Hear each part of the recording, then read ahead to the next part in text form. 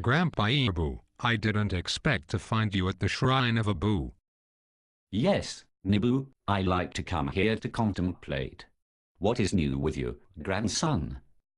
Well, Grandpa Ebu, I was just talking with Mrs. Taboo, my second-grade teacher, about the latest controversy involving the Minister of Immigration, Mr. Jason Kenney, and the Harper government's response.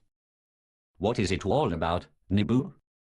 Well, apparently one of the staff members in Jason Kenney's office mailed a letter to some of the conservative members of Parliament to raise another $200,000 for campaign advertising. But the staffer used the official Minister of Immigration letterhead to send the letter, instead of using material from Jason Kenney's own Conservative Party office. And so what happened, Nibu? Well, Grandpa Ebu, the letter was sent out to Conservative writings. But one of the letters was accidentally sent out to an NDP member of Parliament, which is how the whole thing came out into the open. I see. Well, it clearly was a mistake for the staffer to use the Government of Canada resources for Conservative Party fundraising.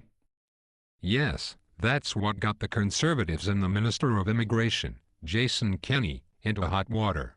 But what was even worse was the fact that the fundraising letter talked about targeting Canadians in various ethnic groups. It stereotyped different ethnic groups and talked about how to appeal to these stereotypes. It makes one cynical about how politicians view Canadians. So I came up here to think too. And what has been the result of this controversy, Nibu? Well, the Minister of Immigration said that he was traveling on government business at the time that the letter was sent out, so he wasn't able to review it. The staffer responsible for sending the letter was fired. Sacked. Given the old heave-ho. Well, that seems rather a severe punishment for a somewhat simple error, does it not, Nibu?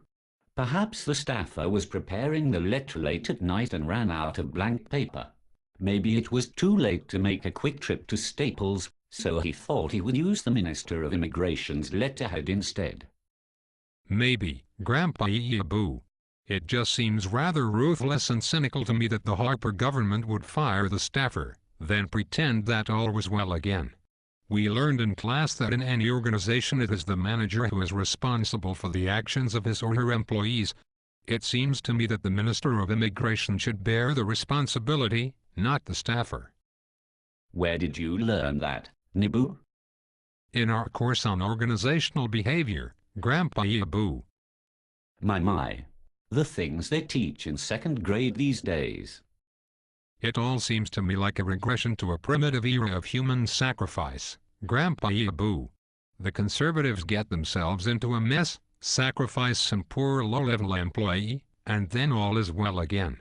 Or at least they hope so. Well, that is a little bit extreme, isn't it, Nibu? Comparing the Harper government's response to this issue to the practice of human sacrifices. Well, I don't know about that, Grandpa Ebu. Just ask Helena Georges about that. You could be right, Nibu.